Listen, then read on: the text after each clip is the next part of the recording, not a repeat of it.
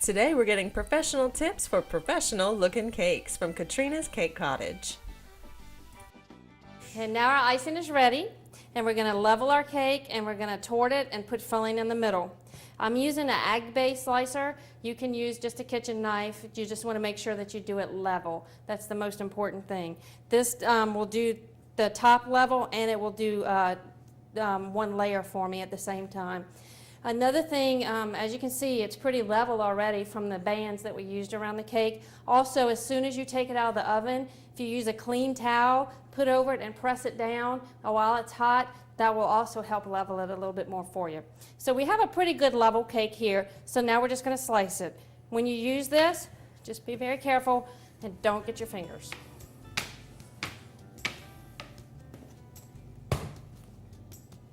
As you can see, we didn't have a whole lot that we needed to level here. So we'll do this one and then we'll do this layer.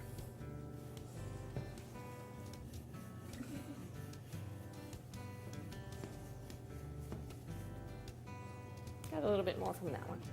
You want to put a little bit of icing on the cake board. It's kind of like glue, and it'll keep the cake from sliding as much.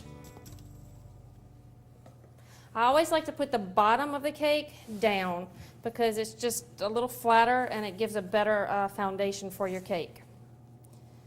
I always put a dam around my cake when I'm going to put the filling in with the icing I made. Exactly. This keeps the filling all in the middle of the cake and you don't have it on the edges. If the filling comes out, it's harder to ice. So we're going to use lemon today. That's Jimmy's favorite. We'll put our next layer. And all the layers are the same width, same height, so it doesn't matter which one you use except for the top one. And just keep going until you get all this done.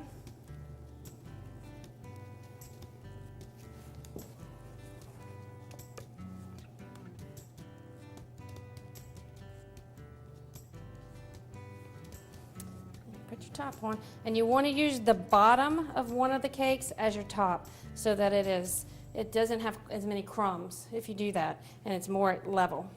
So once I do that, I just go around and just kind of get all this icing on the sides.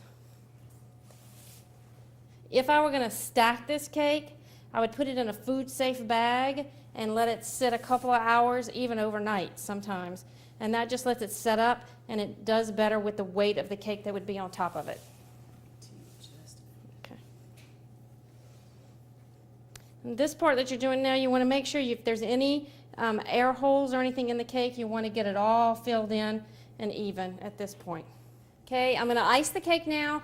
I'm using an icing tip. It just kind of puts the icing on a little more even for you, and you don't have as many lumps and bumps. And helps the smoothing process go a little bit quicker. For this cake, we're going to go over this icing with some decorations, so we're not going to need it to be as thick as I normally would put it if I were just using this. If you don't have a turntable, it's worth the investment.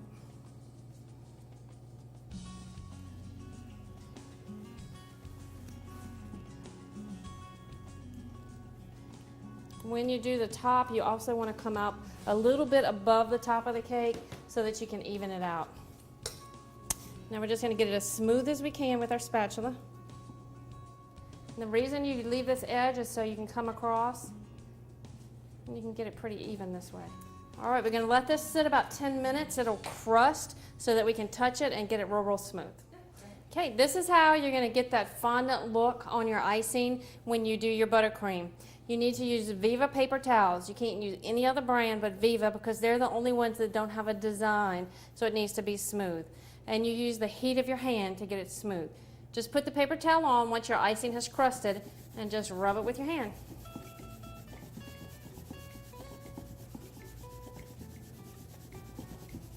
And you don't have to be real gentle with this either. You need a little bit of pressure and you need the heat from your hand to smooth the icing. For the cake I'm making today, you normally would not have to do this, but I just wanted to show you this technique so you could see how to do it.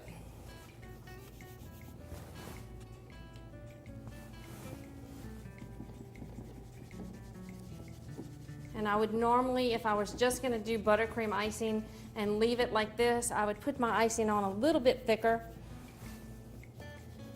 But we're going to cover this whole thing with more buttercream, so we don't want it to be too much icing or too heavy. If it sticks to your paper towel, just wait a little while, a few more minutes, and let it set just a little bit longer. After I get it completely smooth as I think I can with my hand, I come back with the fondant smoother, and I use that with the paper towel. And it just kind of gets any of the impressions from your fingers out of the cake. Now we're gonna decorate the cake. I want to do ribbons on the side and roses on the top. So I want my ribbons to be spaced evenly. So this is a 9-inch cake, so I took a 9-inch piece of parchment and I folded it in half and then just kept folding it in half until I got the measurements that I wanted, like that. And so now that I open it, I have evenly spaced measurements. So I'll just set that on the top of the cake. And I can see my lines where I want my ribbons to go. And I have a bamboo skewer, and I'm just going to go in and mark where those lines are so that I can see them. Now we're going to use a rose tip. I use a number 104. The rose tip has a wide side and a narrow side. You want to put it, we're going to go in this angle, and you want to put the wide side by the cake. Okay, you'll just use your rose tip, and like I said, keep the wide edge against the cake and just go back and forth.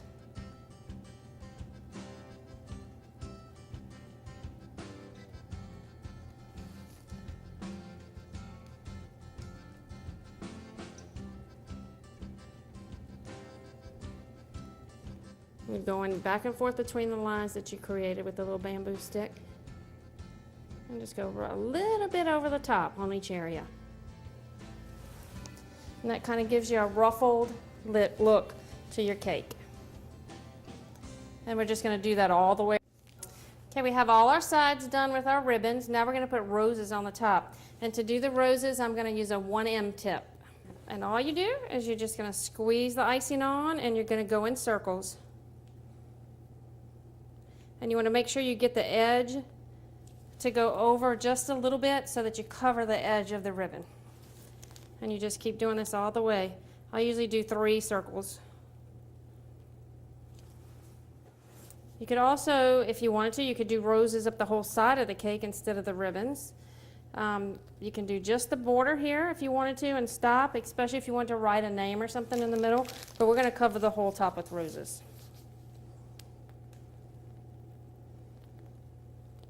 When you do your second row, you want to make sure you get the edge where you finished your first row so that it's more finished. It's all decorated with our roses and our ribbons now. It's just a sweet little cake that you can do for Sunday dinner. The scraps that we had left over when we leveled our cake, you don't have to throw those away and you don't have to waste them. This is just a fun thing to do with your kids or your grandkids at home. And we make cake parfaits. And so the way we're going to do that, you just take some of your scraps and put them in your cup. About half. You want to fill it up about half and kind of push them down a little bit so that you get plenty of cake in there. And then once you do that, we're going to put a layer of icing in there, the good stuff. If you use your tip, it makes it a little prettier.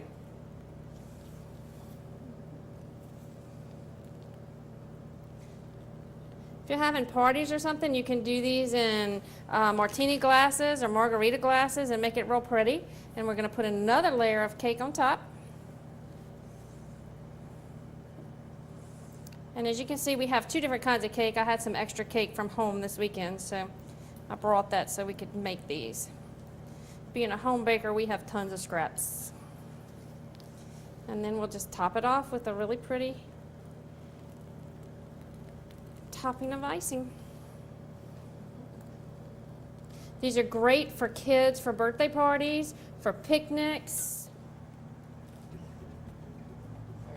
And you can buy any kind of sprinkles. You can do them for the colors of the season, for the holidays. Pop them in the refrigerator and they'll last for a couple of days, so you can even do them a little bit ahead of time. Make really pretty little snacks, put a lid on them, and they're ready to go. Stay tuned. When we come back, we'll be boiling crawfish with Jimmy Babin of Creative Cajun Cooking.